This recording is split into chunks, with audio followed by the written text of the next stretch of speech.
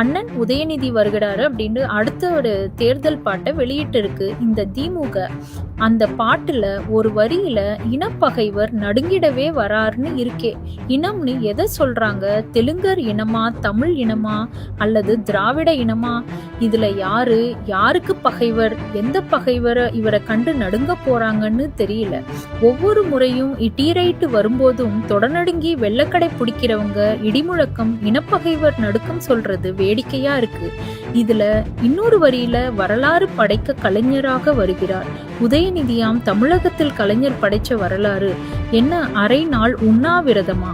இல்ல திராவிடம் என்றால் என்ன என்று கேட்ட கேள்விக்கு டபுள் மீனிங்ல பதில் சொன்னதா, அல்லது கச்சத்தீவு தாரவாத்து கொடுத்ததா? இதுல எந்த வரலாறை திருப்பி படைக்க போறாரு உதயநிதி?